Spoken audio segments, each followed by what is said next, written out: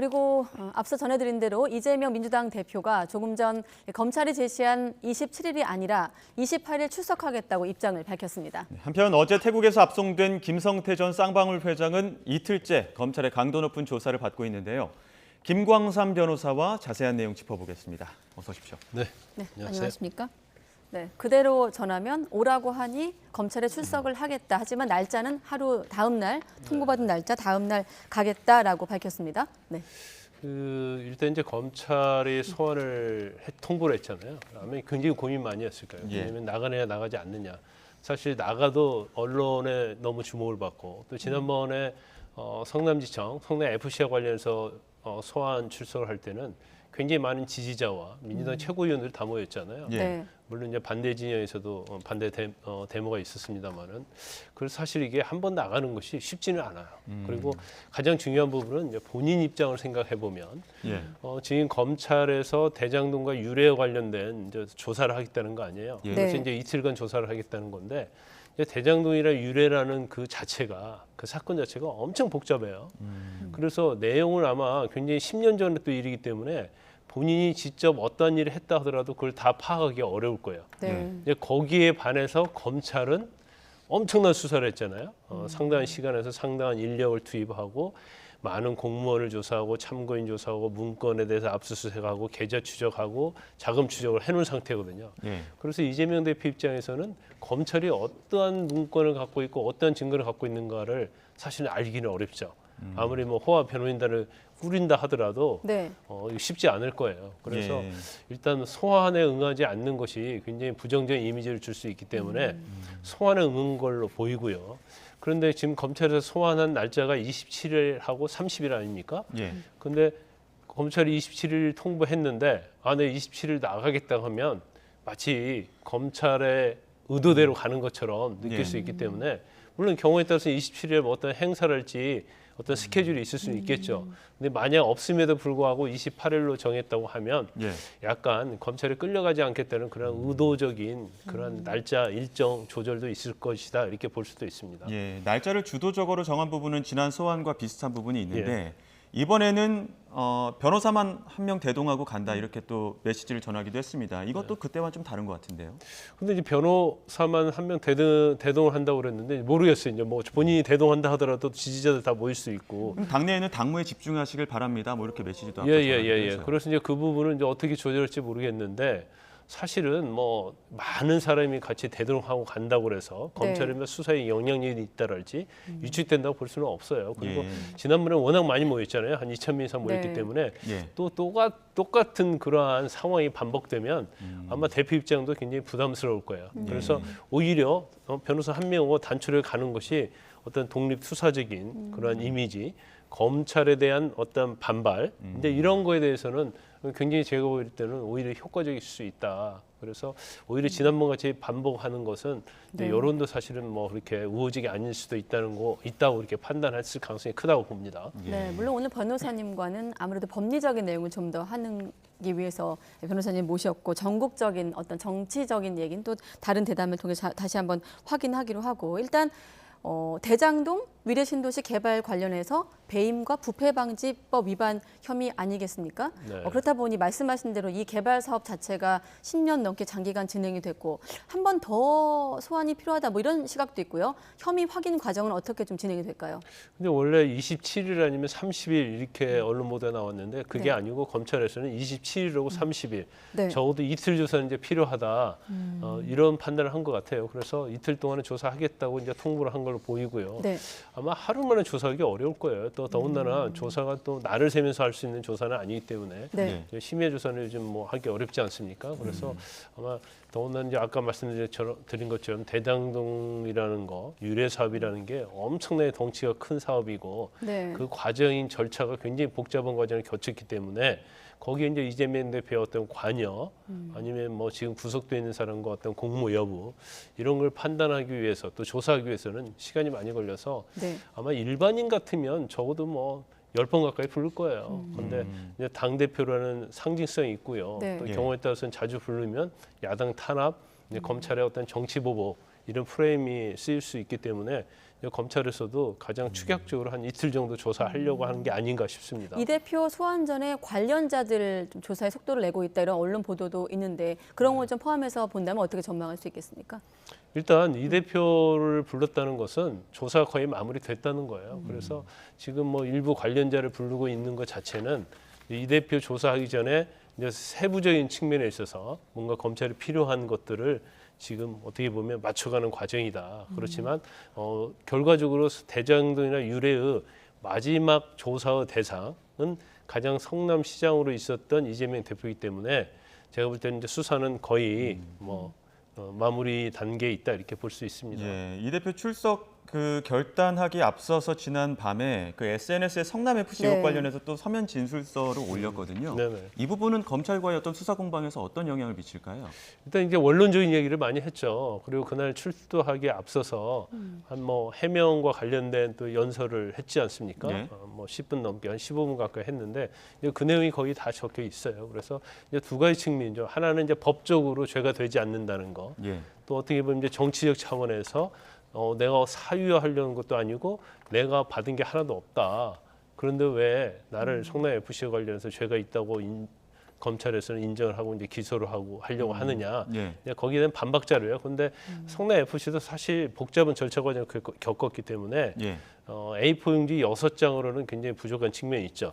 근데 제가 아까 말씀드린 것처럼 이재명 대표 입장에서는 검찰이 어떠한 카드를 가지고 있느냐를 알기가 힘들기 때문에 예. 일단 조사는 받되 피상적인 측면에 있어서만 진술을 하고 그 다음에 이제 법원에 가서 이제 검찰이 다 기록과 증거를 다 제출하거든요. 네. 그러면 그걸 전부 다 받아본 다음에 방어를 하겠다 이제 그런 전략적인 차원이라고 봅니다. 네, 아무튼 정리를 해보면 지난 10일에 성남 FC 사건으로 출석을 했고 조사를 받았고 이제 28일 열흘 뒤에 위례 대장도 의혹 관련해서 검찰의 조사를 받게 된 이재명 대표. 이 질문 하나만 더 드리고 또 김성태 전 회장 질문으로 넘어가겠습니다. 이렇게 되면 성남 FC 사건과 이번 사건을 묶어서 구속영장을 청구하게 되는 건가요? 앞으로 어떻게 전망됩니까? 지금 이제 그런 말이 나오고 있어요. 근데 이제 원칙적으로 관할이 다릅니다. 그래서 성남 FC는 수원지방검찰청 성남지청에서 수사를 하고 네. 대장동이나 유래 사건은 이제 서울중앙지검에서 수사를 해요. 그래서 예. 영장을 청구하려면 사실 따로따로 해야 하거든요. 예. 근데 검찰 입장에서 보면 굉장히 부담이 있을 거예요. 왜냐하면 FC에 대해서 영장을 청구했는데 또 국회에서 체포동의안이 부결되고 또 중앙지검에서 대장동과 유래 관련해서 영장을 청구했는데 또 부결이 되고 예. 네. 그럼 검찰 입장에서도 또 야당 입장에서는 이건 너무 정치적으로 이용하는 게 아니냐 그런 비판을 받을 수 있기 때문에 예. 검찰의 입장에서도 합쳐서 그러면 일단 혐의는 굉장히 더 중요해지거든요. 그래서 영주를 청구할 수 있는 명분이 되는 거고요. 예. 또 이재명 대표 입장에서 또 민주당 입장에서 나쁘지 않다고 봐요. 지금 사실 국회에서는 이제 부결될 가능성이 크다고 많은 사람들이 내다보고 있지 않습니까? 네. 그러면 사실은 영장이 한 번 청구되면 그 혐의가 중하든 가볍든 간에 이제 한 번에 부결을 시키는 게 낫지 껌껌이 부결시키면 사실은 여론은 굉장히 악화될 수 있거든요. 네. 그래서 그것은 뭐 검찰 입장이나 민주당 입장에서는 뭐 그렇게 나쁜 그런 것은 아니다 이렇게 봅니다. 네, 알겠습니다. 이재명 대표가 받고 있는 사법 리스크의 갈래 중에 한 갈래가 변호사비 대납 의혹 아니겠습니까? 앞서 성남 FC 사건 짚어봤고 또 대장동 의혹이 있는데 물론 아직까지는 직접적인 연결고리를 발견하지 못했습니다만 검찰이 이 의혹의 핵심 인물 김성태 전 회장이 귀국을 했고 귀국하자마자 조사를 받았습니다. 지금도 조사 중인데 일단은 묵비권 행사 없이 조사에 응하고 있다 이렇게 전해지고 있거든요. 네, 뭐 조사는 뭐 그대로 응하고 있는 걸로 보여요. 그런데 이제 전체적으로 범행을 다 부인하고 있는 걸로 알려졌기 때문에 네. 사실 뭐 조사하는 데 있어서 뭐 그렇게 검찰이 원하는 답변은 지금 못 얻고 있는 것 같습니다. 예. 그렇지만 이제 자본시장법 위반이랄지 주가 조작이랄지 뇌물과 관련된 이런 부분에 대해서 이미 검찰에서 조사를 다 해서 증거를 좀 확보하고 있을 가능성이 크다고 봐요. 그렇기 예. 때문에 본인이 뭐 부인한다고 해서 어떤 혐의 전체에 대해서 검찰이 뭐 무혐의를 한다든가 아니면 영장을 청구하지 않는다든가 그러지는 않을 것 같아요. 그래서 일단 자금 추적이랄지 문건이랄지 증거랄지 인적 진술이 확실하게 된 부분에 대해서는 아마 영장을 청구할 가능성이 크다 이렇게 봅니다. 지금 변호사비 대납 의혹 외에도 여러 가지 혐의가 있지 않습니까? 네. 앞서 말씀하신 것처럼 검찰 측에서는 많은 그 자료들을 확보하고 있을 것이다 이렇게 전해주셨는데 어떤 혐의들이 있는지 하나씩 좀 설명을 해주시죠. 일단 뭐 전환세차와 관련된 부분 아니면 쌍방울그룹을 운영하면서 뭐 횡령, 돈을 예. 횡령했더랄지 아니면 이제 쌍방울에 손해를 끼쳤다는 게 있고요. 그다음에 이제 주가 조작과 관련된 부분이 있고, 그다음에 허위 공시한 부분이 있어요. 그러니까 시비를 발행하면 시비가 어디에서 어디로 넘어가고 이런 것들 전환사채를. 전환사채에 대해서 공시를 해야 하는데, 이제 지금 뭐 알려진 건 뭐 페이퍼 컴퍼니를 통해서 뭐 전환사채를 인수했는데 이제 그런 부분을 공시 안 했다는 거고요. 그다음에 뇌물공여도 있는데 그것은 이제 이화영 전 경기평화부지사에 예. 대해서 뇌물 한 3억 정도를 지급했다는 거, 법인카드를 통해서요. 그다음에 지금 외국에 송금하고 그다음에 이제 본인이 해외로 도망갔잖아요. 예. 그러면서 많은 돈을 가지고 나왔거든요. 예. 근데 이제 아마 이것도 제가 볼 때는 이제 편법을 써서 가지고 나온 걸로 보이는데, 이것도 외국환 거래법 위반이 되는 거고요. 그다음에 이제 가장 큰 범죄 중에 하나가 이제 대북 송금 의혹이 있어요. 예. 네. 이거 자체는 지금 대북이 북한에 유엔 제재가 있기 때문에 예. 송금할 수 없죠. 그런데 그 돈이 자그마치 640만 불, 뭐 한 72억 정도를 예. 이제 북한에 전달해준 의혹이 있고, 그다음에 지금 이제 언론이랄지 뭐 가장 관심 있게 보는 부분 중에 하나가 이재명 대표에 대한 변호사비 대납 의혹이 있죠. 근데 네.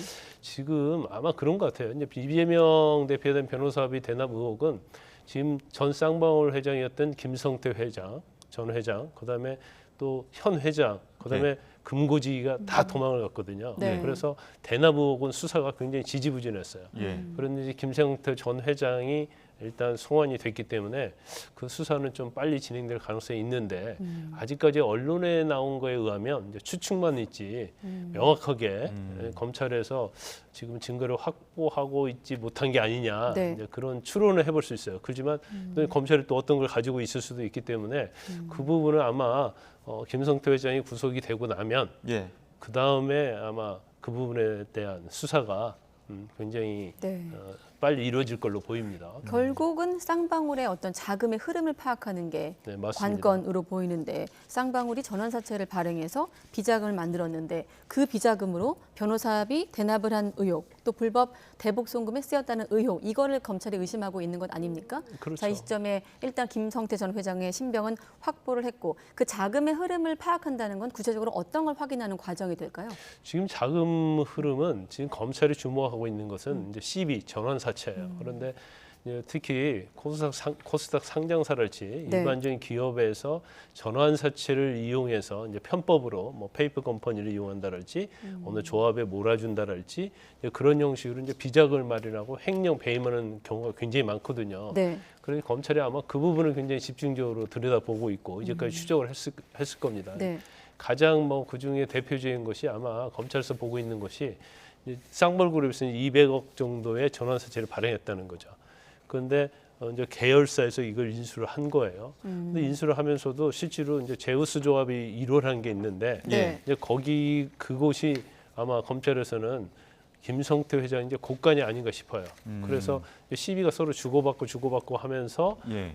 사실 이제 조합에 흘러가고 어떤 회사에 인수를 하는데 그 회사에서 아니 회사하고 시비 거래를 하는데 그 회사에서 이사에 뭐 손무시를 보내서 네. 이사회 결정해서 돈을 뭐 대여한다랄지 제우스 조합에 보내는 걸로 뭐 한 다음에 이사회에서 한 12일 만에 뭐 그만두는 뭐 이런 어떠한 비정상적인 것들이 많이 있었거든요. 예. 그래서 이제 그 부분에 있어서 검찰이 이제 자금 추정을 하고 있고, 그 돈이 혹시 이재명 대표의 변호사 대납으로 들어간 게 아니냐, 네. 그리고 비자금으로 모아놓은 게 아니냐, 이제 그런 부분은 지금 검찰이 집중적으로 수사를 하고 있는 겁니다. 네, 지금 언론이 주목하는 부분은 말씀하신 우리가 지금 얘기한 자금의 흐름, 또 한 가지는 김성태 전 회장과 이재명 대표의 관계인데, 그 관계 넘어가기 전에 금고지기 말씀하셨기 때문에 지금 사실 김성태 전 회장이 체포됐을 당시에는 그 금고지기로 알려진 재경 본부장이 귀국 의사를 밝혔거든요.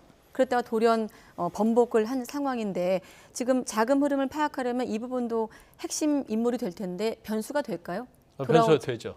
이제 금고지기 때문에 네. 예. 굉장히 중요한 증거가 될 수 있어요. 그래서 일단은 김성태 회장이 이제 범행을 부인하고 있기 때문에 네. 금고지기의 신병이 확보되면, 그 금고지기는 다 지금 재경 총괄본부장이에요. 그러니까 네. 돈의 관리를 다 한 사람이거든요. 그래서 저희도 예측하기에 전 회장이 실질적으로는 뭐 현 회장이라고 볼 수도 있겠죠. 그래서 강제 소환에 응하는데 금고지기도 당연히 올 것이다. 네. 그리고 금고지기는 원래 훨씬 전에 잡혔거든요. 예. 거의 뭐 1년 전에 잡혔어요. 근데 예. 불법 체류에 대해서 다투고 있는 거죠.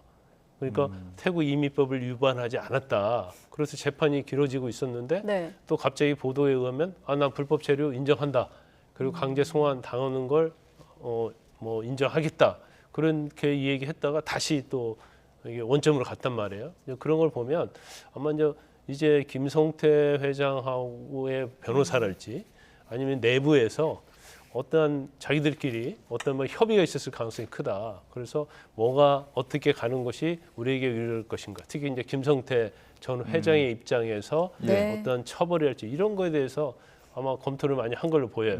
그렇기 때문에 아마 금고지기도 한국에 들어오겠다 했다가 이걸 부인하고 예. 그런 상황이기 때문에 아마 검찰의 입장에서는 수사하는 데 있어서 좀 난항이 있을 수 있어요. 그렇군요. 김성태 전 회장 입국하기 전에 언론 인터뷰하지 않았습니까? 네. 그때 당시에는 이재명 대표 모른다. 뭐 지금도 마찬가지로 그런 주장을 하고 있지만 이러한 과정이 한동훈 법무부 장관이 보기에는 이거 과거에도 있었던 일이다. 관련 주자들끼리 어떤 신호를 주고 말 맞추게 하는 거다. 이렇게 이야기를 하고 있는데 이것도 맞습니까? 그건 모르겠어요. 진짜 뭐 모를 수도 있고 연락 한 번도 안 할 수도 있죠. 그런데 이화영 평화경기부지사 법정에 출석한 이제 쌍방울 전 회장의 비서실장, 예. 네. 비서실장은 뭐 김성태 회장하고 이재명 대표하고 굉장히 친원 사이였다. 이제 그런 얘기가 나오고 있고 또 YTN에서 보도했잖아요. 둘이 굉장히 친원 사이라는 내용의 어떤 녹취록. 근데 이것도 검찰에서 이제 분석을 하고 있기 때문에 정말 만났냐, 만나지 않았느냐 이제 이걸 아마 검찰로 저 굉장히 조심스럽게 볼 건데, 근데 사실은 이제 만나고 안 만나는 우리가 지금 너무나 이제 그 부분에서 뭐 조폭이고 예. 대표니까 만났냐 안 만났냐 너무 관심이 많은데 또 만났다고 해서 변호사 대납이 안 됐으면 아무런 문제가 없는 거예요. 네. 그렇지만 만나지도 않았고 전화 통화도 하고 얼굴 본 적이 없다 하더라도 변호사 대납이 됐다고 한다면 그건 문제가 있는 거겠죠. 예, 예. 근데 그렇지만 지금 김성태도 그렇고 이재명 대표 같은 경우에도 이제 만나지 않았다고 얘기했기 때문에 만나지 않았다고 하면 더 이재명 대표 말에 신뢰성이 있겠죠. 구체적으로 모른다고 하고 있는 그렇죠. 상황이죠. 그러니까 네. 뭐 전혀 모르고 통한 적도 없다 보니까. 근데 만에 하나 서로 만났다 그럴지 가까운 사이라는 것이 드러나면 이거 자체가 이제 범죄 행위는 아니지만 네. 결과적으로 김성태 전 회장이랄지 이재명 대표의 말에 어떤 신뢰성이 이제 통째로 무너지는 거예요. 이제 그렇기 때문에 무너지고 그 말에 신빙성이 없다는 걸 탄핵하기 위해서 검찰이 서로 굉장히 친한 사이였다. 이에 대한 증거를 지금 찾고 있는 것 같습니다. 네. 예. 하지만 그 YTN 취재 결과에 따르면 직접 보거나 한 것은 아니고 회사에서 돌던 설을 들은 수준이다. 이렇게 그렇죠. 뭐 친하다고 진술하고 있습니다. 들었다 했기 들었다. 때문에 사내 소문으로 이 말 들었다. 자체는 사실은 법적 효력은 없어요. 네. 아무튼 남은 질문은 이제 그래서 김성태 전 회장과 이재명 대표 간의 연결고리를 어떻게 찾느냐. 그러니까 특히나 또 법정에서 검찰과 김성태 전 회장 측의 어떤 공방 그리고 구속 여부 아니겠습니까? 네. 일단 김성태 전 회장과 이재명 대표 간의 어떤 연결고리를 찾는 과정은 어떻게 진행이 될까요? 일단 아마 이제 결과적으로 보면 뭐 둘이 만났다는 걸 뭐 CCTV랄지 아니면 그 직접적인 건 뭐 찾을 수가 없겠죠. 네. 근데 지금 이제 검찰에서 사건 그 이재명 대표하고 김성태 전 회장의 연결고리가 있다고 생각하는 이유가 여러 가지가 있는데 이제 첫 번째는 이화영 전 경기평화부지사가 지금 구속돼 있잖아요, 뇌물로. 네. 근데 이 사람이 사실은 쌍방울맨이라고 알려져 있어요. 그래서 2010년, 9년부터 쌍방울에 고문을 재직하면서 쌍방울과 굉장히 밀접한 사람인데 예. 이 사람을 경기평화부지사로 이재명 대표가 임명을 했단 말이에요. 그런 케이스.